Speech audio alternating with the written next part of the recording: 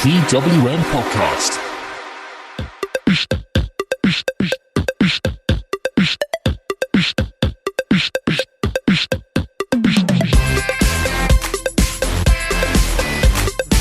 Hello, this is Shirleigh for TWM Talks, and for my first interview I have got the one, the only, making her UK debut, Big Swole.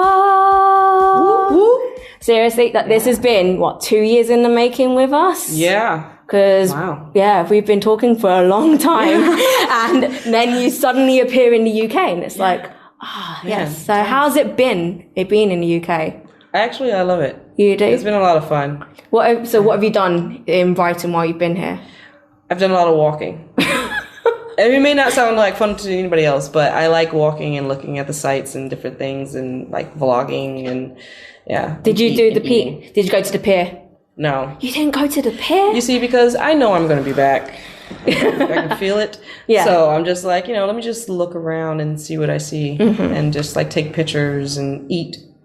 Yeah, and just try to snacks and stuff. So, no fish and chips then? I have. You have? I went to Buddy's. Oh, yeah, but Buddy's is the best. Buddy's, it was really good. Yeah. I had some haddock. It was really, really good. Yeah, haddock is really good. You can't, so long as you don't cover it in vinegar. No. Okay, good. I just dipped it in hot sauce. Hot sauce. Oh my God. No, I could not do fish and chips in hot sauce. No. It's like, I have like curry sauce on the side, like get like a curry sauce tub. See, yeah, maybe that's just an American thing, because I got fried fish always goes with hot sauce. Yeah. For me. Okay. And so you're saying that you'll be back at some point. Oh, yeah. I'm guessing that you've loved being in Riptide. Oh, yeah. It's been a blast. So would you go around the country as well, doing a tour for a long time? Or would you just do one-offs like you're doing now? I would like to do a tour. If scheduling permits, but I like the one-offs too. Yeah. I mean, it was a nice surprise seeing you booked. And it was just like, yes, someone listened. Actually, they booked me back in February. Okay. I believe, before even all the other cool stuff that's been happening in my life has happened. So they've had like some faith in me for a minute before I even got I guess we can call this big. You're Big Swole because you're going bigger than normal Swole. Larger than life. Because, let's go back to the beginning of like everything. So you grew up in Florida, as far as I know. Yes. So what was it like growing up in Florida? Clearwater is a beautiful place. Yeah. It's actually been voted the best beach in the United States. Really? For a couple years, actually. It's really nice. Very quiet. It's right next to Tampa. I grew up with the best friends, the best teachers. Like, it's really, everybody probably says it's the best place to live, like their hometown. Yeah. But I really believe that I am telling the truth. Yeah. No, if I say, where are you from in London? Plumstead. And it's just like, where? You get like the question marks, where's Plumstead? Because you don't even see it on a map. Yeah. That's how small it is in London. Wow. So, Clearwater, at least you have a nice upbringing. Whereas when you walk out my house, there's police coming around. It's one of those. Yeah, I rarely ever saw the police. Actually, the police were in our little area of Wood Valley, but we would have kickball games with them, and like basketball and baseball, anything in all sports. We'd have like, the community versus the cops or whatever. The cops that sometimes pick like the star athletes, like, hey, you want to be on my team? It's because it wasn't that much crime. Yeah. So really, they were just there to babysit the kids and take care of the community. That's really what the police should be about in the end of the day. And now you look at America and you see all the news about the cops being just ridiculous. Like, I look at ridiculous, right? And so hearing that you've had a really nice upbringing with the cops being a part of your community rather than being against your community, that's a relief. To be fair, yeah, it is. Like you never really sit back and think about how blessed you are, but I really am. I'm blessed to be around a good upbringing, nice parents. Yeah. Like, I didn't want for anything, but I'm not the type of person that likes super, super fancy stuff. Yeah. Like, my husband will probably tell you that I'm high maintenance, but I'm like high median maintenance, like I won't I'll go shopping or anything like that. I'm just chill. I've used that line with my other half. I'm not high maintenance, I'm high medium maintenance because growing up with me, I was one of 5 kids. So you couldn't, like, my mum and dad made sure we didn't need to need anything. We just had what we wanted. Right. But I was one of 5. I always knew, right, there was no way I'll be given £5 to go to the shops. There's no way that would happen. So it was like, I'm the same. I had a really good upbringing. My upbringing ended up being around wrestling. Oh, really? So my mum and dad were huge into wrestling. And then me and my older sister got into it. So is that kind of like you got into wrestling through? Yeah, my ex-stepdad. My ex-stepdad, Laro, I called him Laro, and he called me Arrow. Okay. And, we were it. But Larry, he got me into wrestling. Right. And it also helped that we lived, like, really close to Hulk Hogan. Oh, yeah. Whole entire life. So just being able to see them on a regular basis and like see Macho Man or like Luna, like just be in the store or watching us kickflip down the hall, it's you know, crazy little things like that. It just got me into wrestling and watching it all the time. And we watch every single pay-per-view on the big screen. It was just our little bonding thing. Yeah. I feel that because that was my family. We'd record it on VHSs and then watch it back when we came back from school. Right. And I remember with my family, it was I accidentally watched it, and then we just suddenly like started watching. Oh man, we have to watch it with them now. And then we all got in. It was Undertaker and Stephanie McMahon, which got me in. Yeah. What was your getting to wrestling? Was it just seeing everyone around, or was it anyone in particular? No, it was just watching. Yeah. And I was just so into it, like into the WCW, like the War and the Night Raw. I was just submerged into it, and I just loved everything about it. I loved the stories, I loved the characters. It became easy to fall in love with it. Like I had other things, of course, that I watched, like Toonami with Dragon Ball Z, like Reboot and all that other stuff, Sailor Moon, but that was just something where it felt like attainable. You know? I'm watching it and I'm like, I'm gonna be a wrestler one day, and I just put it on my little bucket list when I was 5 years old. I'm like, let me just I want to do that. So did you have support from family and friends when you did join wrestling? My boyfriend, now husband at the time, he supported me. Yeah. And my bio dad did, but my mother did not. Really? Like, still to this day, I know she supports me, but she's just so worrisome because of my Crohn's disease. Right, okay. So, I mean, which as a mother now, I completely understand. Yeah. At first she did not like it. She was like, this is not good for your health. This is not good for your body. And at the time, it really wasn't, because I wasn't having myself medicated. I was just like going and doing small fixes as I went along. Yeah. Instead of actually taking something for long-term health benefits. Yeah, because I know Crohn's disease, like you need to get it long-term. Right. And because I remember there was a child at my school who had Crohn's disease, and I had to make sure that he was medicated at the right times. So I get completely with the Crohn's stuff and how debilitating it can be if you don't get it fixed. Oh yeah, it's an invisible disease. Yeah. Like most people are like, oh, you look fine, but you're really not. No. It's like And then, like, I remember with this child, he'd act fine, completely fine. Then there'd be, like, 2 weeks where he'd be off school because his body just gave out. Mm-hmm. Have you experienced those sorts of things within your career and Oh, yeah. I tell people all the time, I've been wrestling 5 years on and off because for the first maybe 3 years, my Crohn's was just completely out of whack. Right. Where I had surgeries upon surgeries, like maybe 3 or so. Right. And 2 of them were back to back. So I was very up and down. Yeah. So it had me like not being able to take certain moves. Like, for the longest time, I'd be able to tell people like, hey, I can't take this kind of bump and this kind of bump, or I'd be very worrisome taking almost anything. Yeah. Because I was afraid that something would be either knocked loose or I'd get really sick or I always have to watch what I eat and when I eat before a match. Like I had so many variables to worry about that it really affected my in-ring ability. Yeah. And most people didn't really know. They're just like, oh, okay, she's an okay wrestler, but I was never able to do what I can do. Yeah. That I knew I can do because I was just so limited. Yeah, and I think most wrestlers already think, right, I need to make sure I'm doing these, but then you got those things on top. The stress must have been unreal. Yes, and stress is the one factor that triggers Crohn's. Yes. So I was in a bad cycle. It was very bad. But I think with the support from like your husband and your trainers, I'm guessing that you're now in the UK. Right. That's telling you that you've done something right there. Yes. So let's talk about your training and how you started training up for your debut. So what was that like, training? Well, training was amazing. Yeah. I was trained by Mr. Number One, George South. Yeah. Again, like I said with the hometown, I believe that my trainer is the best in the world.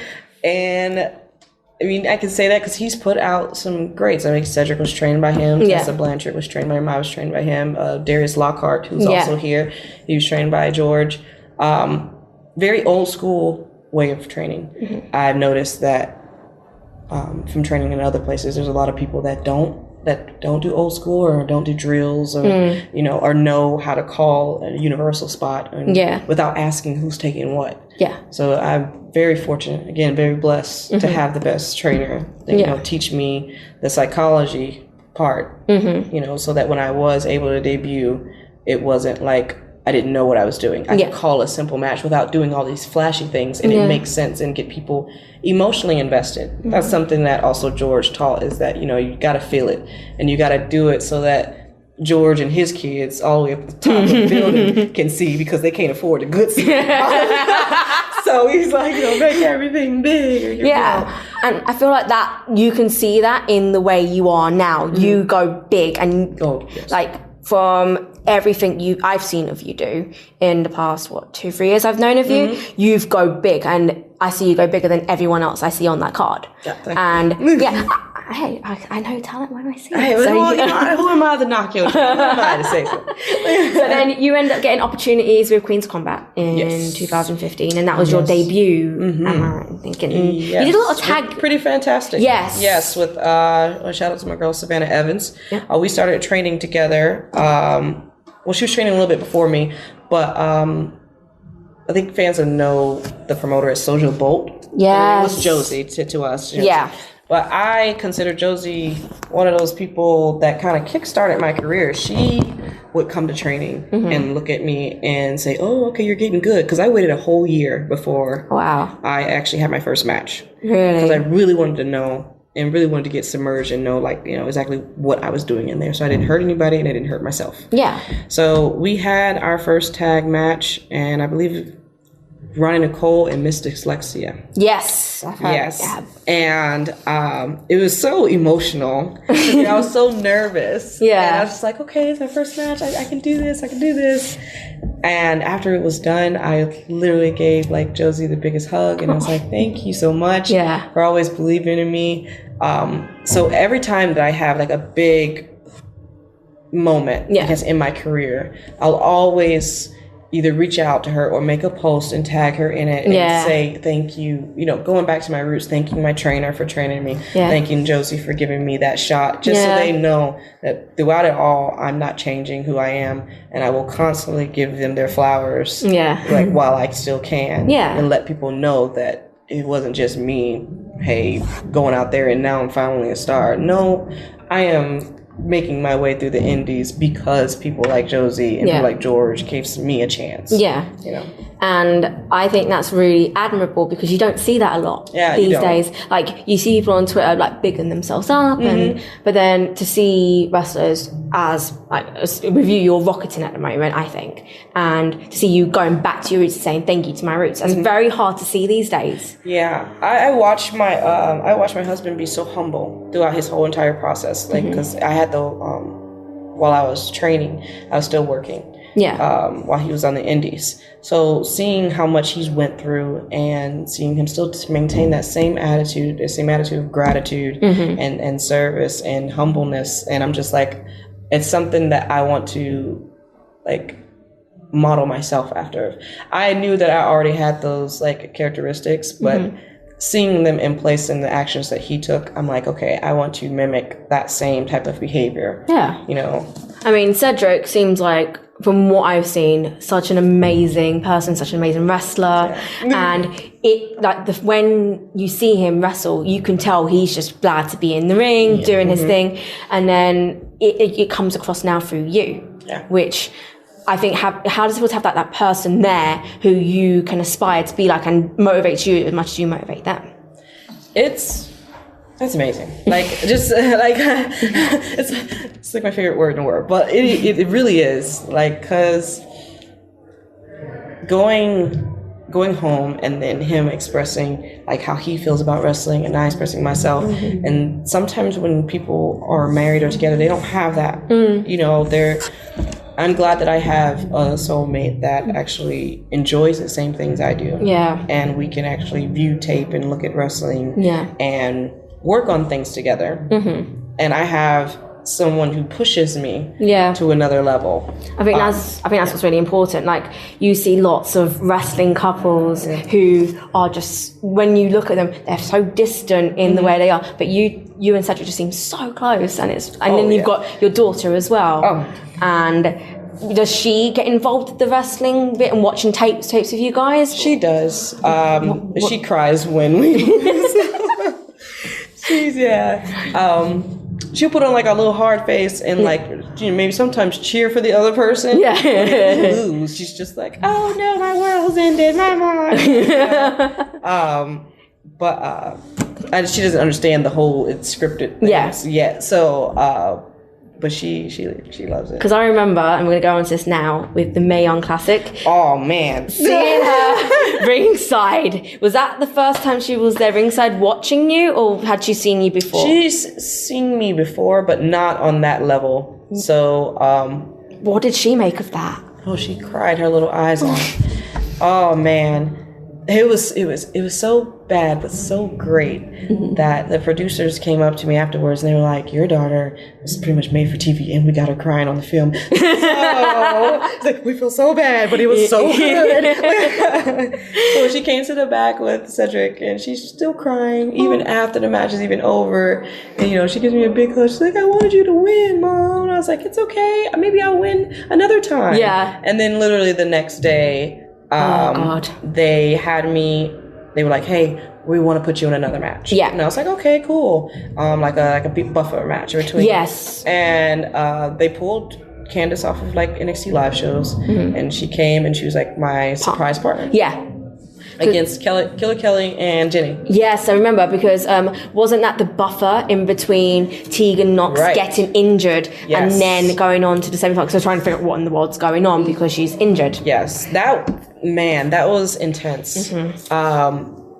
Actually, I never told anybody this, but we after that happened, everyone had that like, oh, I'm not gonna cry, like, you know, mentality or whatever. And then there was a match that went on immediately before us. So after that happened, there was another tag match, and then I got pulled to the side again, and they were like, hey, Ariel, remember that magic you gave us yesterday? And I was like, yeah. They were like, well, we need you to do the exact same thing. She's like, we need you to get that crowd completely back up, because they feel so somber, you know? Yeah. And it just really, at that time, I guess it felt kind of good because they didn't pull anybody else to the side. And they had tons of other people to choose from, even other people who were already signed to NXT in another match.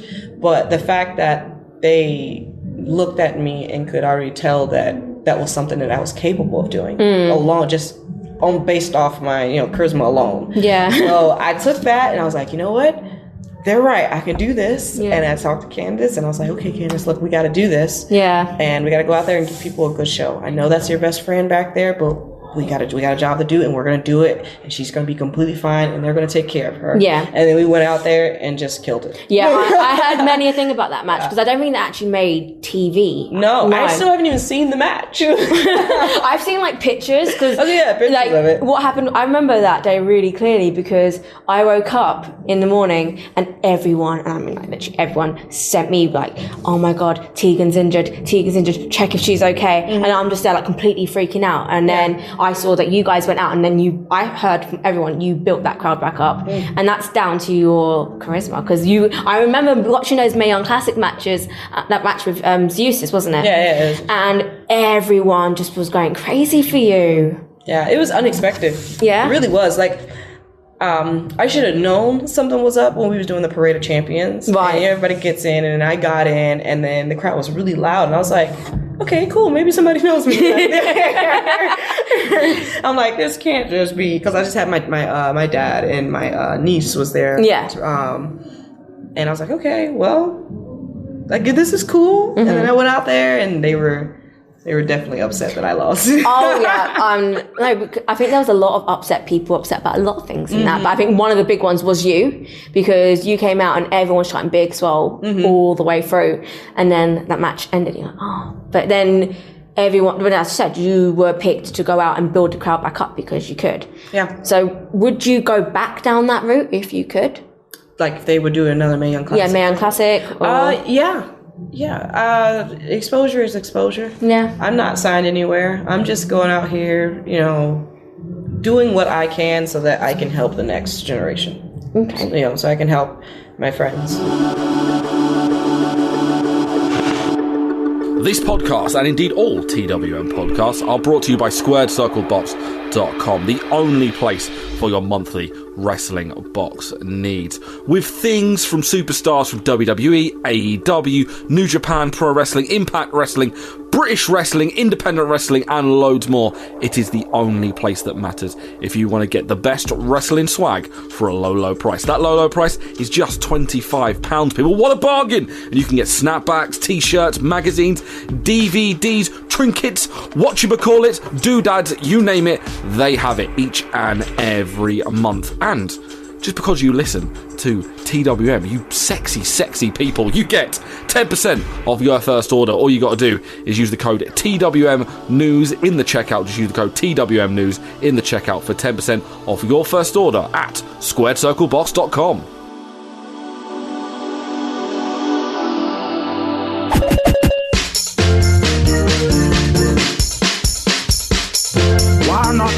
I said, why not spread the gospel of the TWM squad with some of our lovely merch over at Teespring? We have t-shirts for all shapes and sizes, hoodies, sweatshirts, mugs, stickers, and loads more. Also, just for listening to this podcast, you can get 10% off your order. I said using the code podcast. That's podcast. Once again, podcast in the checkout for 10% off at teespring.com/stores/TWM-wrestling-merch. That's right. Praise. Testify. I mean, that's what I like about this new crop of women's wrestlers. You're all friends, and you can tell you're all friends. Yeah. Because I remember, even just a decade ago, it was so different. Yeah. So, did you have any women that you looked up to that made you want to go into wrestling?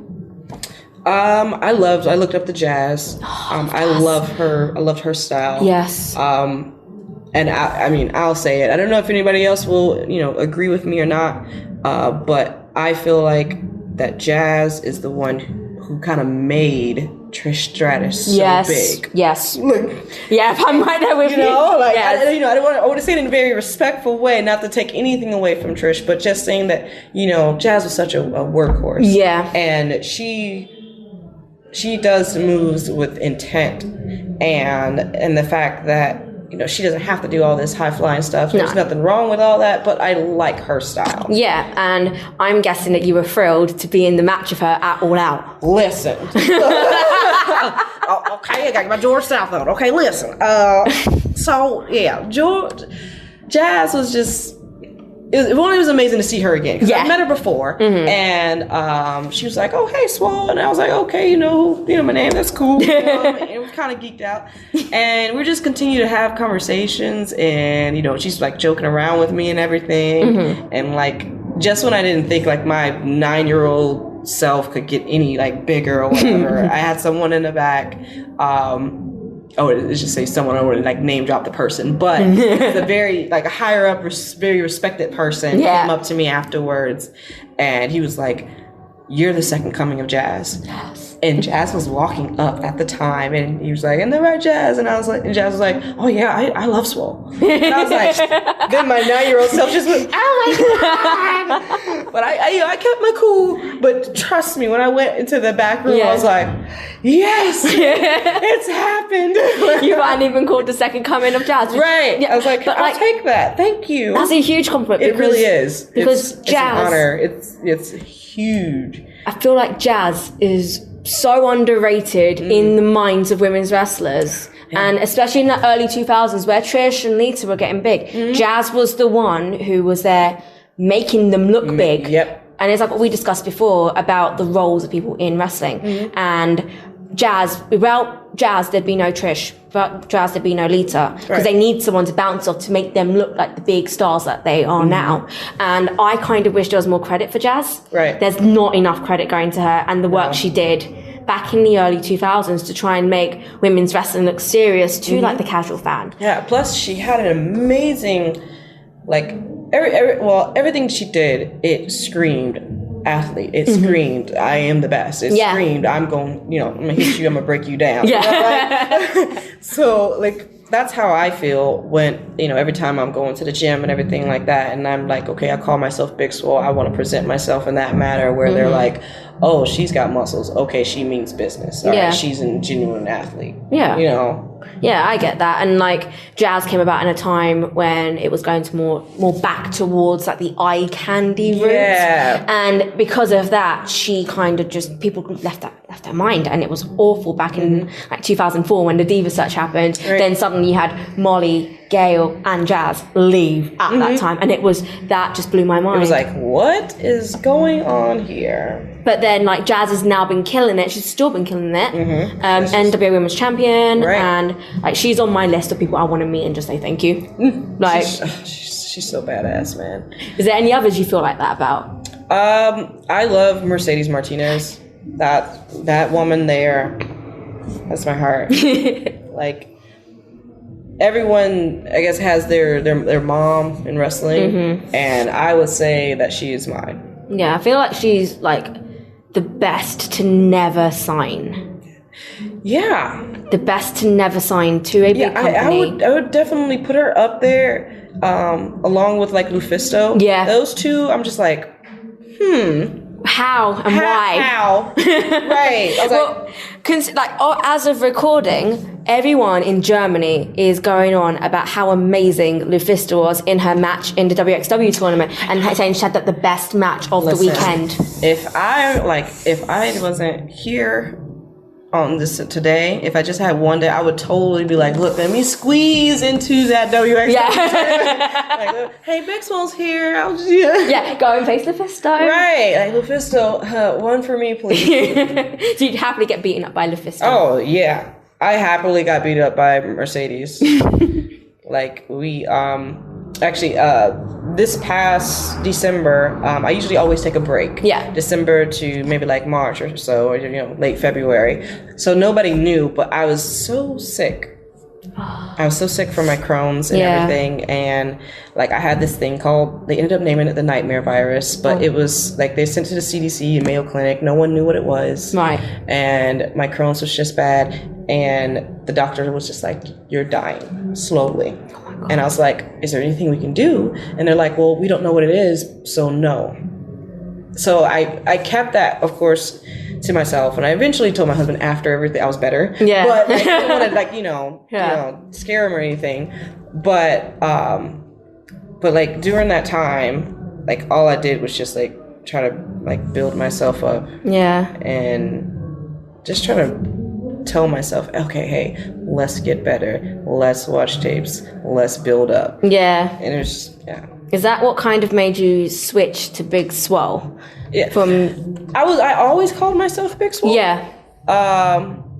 But this time is what got me to the point where I was like, look, I need to get this right. Yeah. Because literally, Kevin, the owner of Rise, he contacted me. He was like, I want you to have a match with Mercedes when you come back.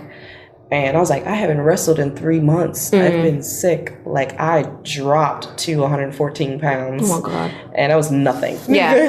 And then I had my match with her, and it just kind of just brought me back up to feeling like I'm myself and I'm my persona. Yeah. But Big Swole actually means big personality and a swole mentality. Yeah. Which swole mentality is like everything in my life. I do it big. I do it with all my heart, like my faith, my love, and wrestling, everything. It's a mindset. It's helping the next generation. It's not just looking after yourself, you know. And I think that's what's needed now. We're in a real big transitional period. I know, especially on the British scene, we're in a real transitional period to try and establish those people. And it's nice to hear that you're one of those people who's trying to build people up. Like you've just had your match with Shakara at Riptide last night. And you were telling me how great it was, and everyone's telling me it was great. So what was it like working with Shakara? Because she's only 19. Yeah, she's a baby. She's a baby in the scene. Yeah, she's a baby. And she told me her age, and I was like, what? Just makes you feel like you're going to have grey hairs coming out. Man, I already do. Don't look. It was amazing. I put it to the test just a little bit. Yeah. What I usually like to do is, especially if I'm having a series, I like to kind of test the person, test the water, see where they're at, see if they ever get lost or anything like that. But she was right there with me. Yeah. And usually it's hard to find people who can keep up with the speed that I present. Yeah. You know?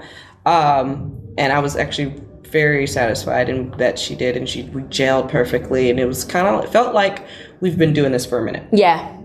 Because she's been on this scene for as long as I've been watching this scene. And I remember her when she was 15 years old, very she was very wobbly, but now she's established herself. Right. And it's really nice to see her being tested against people like you. And she's getting bigger matches now across the UK. Yeah. So I think giving her you is a testament to what she's now done in the past 4 years, I think she's been on. Yeah. Oh yeah, I think so. Yeah. About the same length of time as you've had your career. Yeah. It's crazy. I think everybody deserves that match that feels like it gives you that certain confidence. Yeah. We're like, you know what, I can actually go. Like I literally just had another one of those matches when I faced Tessa Blanchard last week. Yes, because I've heard all about. Yes. Yeah, Izzy was the announcer. Yeah. And even though I've known Tessa a very long time, since before we even really started training. Yeah. Back in Charlotte.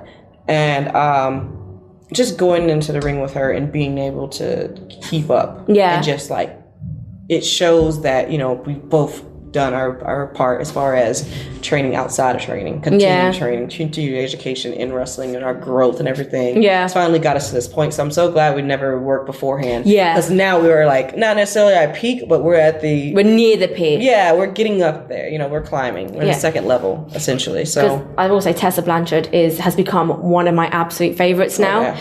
Just her work at the moment is not only great, it's important because especially in Impact where she's got in with the guys, she's wrestling the guys. She was in the world title picture. Now she's got her match at Bound for Glory in the X Division title.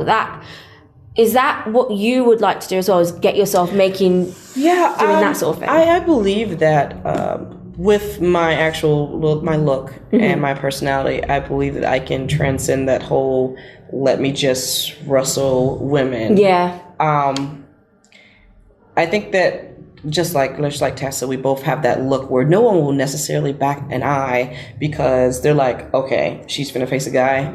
That guy's in me. Yeah. Wait a minute, this guy is probably not going to win this thing. Yeah. So, I would like to get to that point. But you're doing important work as well by talking about the stereotypes in wrestling. And I made sure I booked and watched that talk because I know it's important for me because I'm a half Indian woman.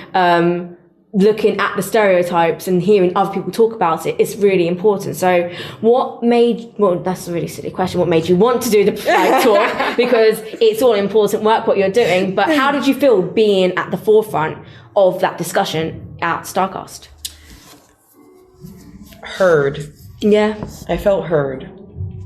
It's one thing to feel for people and to have a cause and you're trying your best, but it's another thing when someone hears you and gives you the platform in order to have a discussion and open up your heart and provide just kind of a taste of my own world. This is what we're going through. This is something that you may not see because most people walk around with a veil or they don't want to see or their eyes aren't necessarily open, but it was great to have I guess I said that platform to just talk. Yeah. And really big thanks to Andreas Hale, who put the wrestling stereotypes together. Yeah. And like it was just like the range of people. Like Ron Funches there. You had, I know of her on Twitter. Alexis Littlefoot was another one. They were all just there. Like the discussions you were having were so important, and it must have felt amazing to be heard, especially in, as we discussed earlier, about the American climate right now. Having that platform at a big event where we can be as blunt, with a lot of white American guys there, felt like you could be heard by people, and that. It was important, and I looked at it and I thought, wow, we need to have more of that discussion. It needs to be talked about more. Like, I can talk from an Indian perspective. What I look at when I'm watching, what do I see? I see like Bollywood, and I see it's either Bollywood or you're a terrorist. That's kind of what the stereotype is for Indian views. And then one person, in my opinion, that has really broken that stereotype is Mustafa Ali. Yes. Like Mustafa. Yes. I love Mustafa. Oh gosh. Like, so from that perspective, is there anyone that you think, well, it's got to be everyone really, but is there anyone you think is doing really great work to help build the cause for like showing those stereotypes and opening people's eyes? Rise Wrestling is doing a very good job to include everyone. And that's one of the great things that I love about that promotion. But Kevin Harvey is doing a really good job. Let's see, Andreas Hale, his stuff is amazing. Yeah. Who else? What was that other man's name? I mean, there's just too many. Yeah, it's too many. There's a lot of people that are doing a lot of good work, and like Nyla and Sunny Kiss, they're always very open, very vocal about the cause and about how they feel in the LGBTQ plus community. Yeah, and I think having Nyla Rose being in that women's title match, the first women's title match, that was so important to have that representation, because you wouldn't see that anywhere else. And I think Effie is doing a great job too. Yeah. Yes. I love how he's presenting himself, and he's presenting himself as normal. Yeah. This is normal, completely normal behavior. Yeah. And like maybe most people will be like, oh, it's lewd or it's risque or whatever.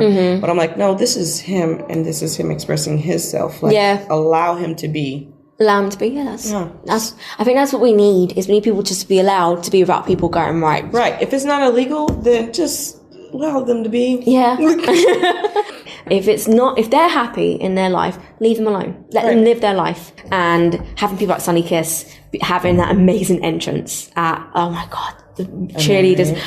My mind was blown. I was like, that's so He's cool. such a good dancer. Yeah. And then the video of Aubrey Edwards. I love Aubrey Edwards. Oh yeah, I love Aubrey. I'm so glad that she's doing important work, because she's showing that she can be powerful in wrestling without having to wrestle. Yes. And that is something really that's needed in this world, because it seems like there's this big connotation, to be a woman in wrestling, you have to wrestle. Then you've got people like Aubrey Edwards, who is killing it. Brandy Rhodes is not only wrestling, she's doing all the executive stuff as a Black African woman. Right. That is so important. That is very important. So when you wind down in your career, would you go down that route to make sure that your voices continue to be heard?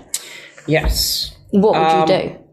In all honesty, I want my voice to be heard, not just in wrestling, but more so on a global scale. Yeah. I literally just love helping people and doing like great American teach-ins and like motivational speaking and everything like that. I just want to build till I can't anymore. Yeah. Kind of like a reach one, teach one type of thing. Yeah. That's usually my MO for a lot of different things. Right. So we'll be seeing you on a TED Talk soon. Yeah. Maybe like Swole Talk. Or something. Gosh. Well, no, but you got your Swerve City podcast. So how did that come about, building up that podcast?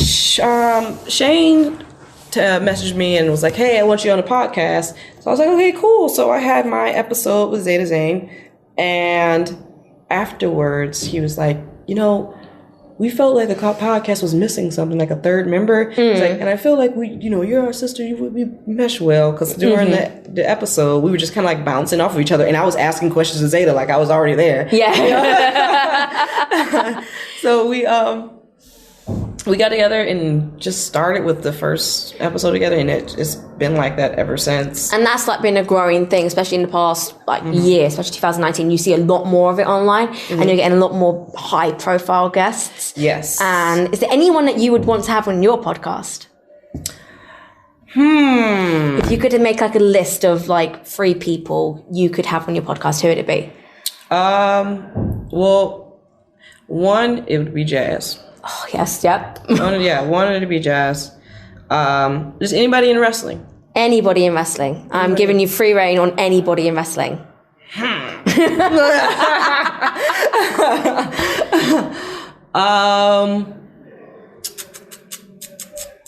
Let's see. Yeah, I would go with Jazz, and I would go with.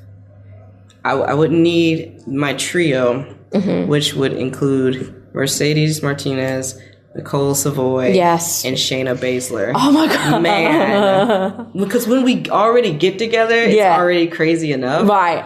But like I can already tell that would just be. If we sat you in this room with a microphone and record, man, it would be the best thing you probably would ever hear outside of this, what we're doing right now. So is that your second? That's my second. My second is a group thing. Third, I would probably have Teddy Long. Oh, yes. Yes, because every time I see Teddy, we're always having fun. And usually it's always in passing at the Galaxy Cons and stuff like that. But I feel like having a nice conversation. Literally just sit him down and explain what is his obsession with tag team matches. Right, and The Undertaker. Yeah. I was literally about to say that, and then you just beat you to the punch. I was like, I want to say it. And you did a much better impression than me, to be fair, because with a British accent, it probably sounds ridiculous. No, I want you to say it. Oh man, why? Yeah, because people are going to want to hear it. Like, oh man, I want to say it. Okay, right. Hear it. Okay, so tonight you go 1-on-1 with The Undertaker. You try to put a little twang in there. Yeah, that's great. Yeah. And my inspiration for my accent is Janice from Friends. Oh yeah, that is whenever I go to American accent, it's Janice from Friends. Yeah, literally, that's what I go to. Her laugh. Oh my. Oh gosh. Ross, how could you? Chandler. Chandler, and then almost Joey. Almost Joey. Right. I think that is good to wrap up now on an Undertaker impression. The mic is now yours to promote all your social medias and anything you want to. All right. Well, number one, you can follow me on Twitter at Swole World. That's SWOLEWORLD. And then on Instagram at Big Swole. That's like DA, like Big Swole. And Facebook, Big Swole.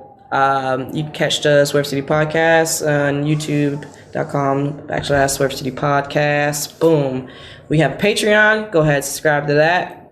Snapchat, all that good stuff. All the stuff. She's got all the social medias. The social medias. So thank you so much for being my first TWM Talks. Yay! We did it, yes. So be sure to follow TWM Wrestle for all your podcasting and news needs. If you want to follow me on social media, mine is at Shirleigh Kaur on Twitter, at Shirleigh Kaur on Instagram, and I'm not showing my Facebook, but you probably can guess what the theme is. So thank you so much for listening, and we'll speak to you soon. Soon.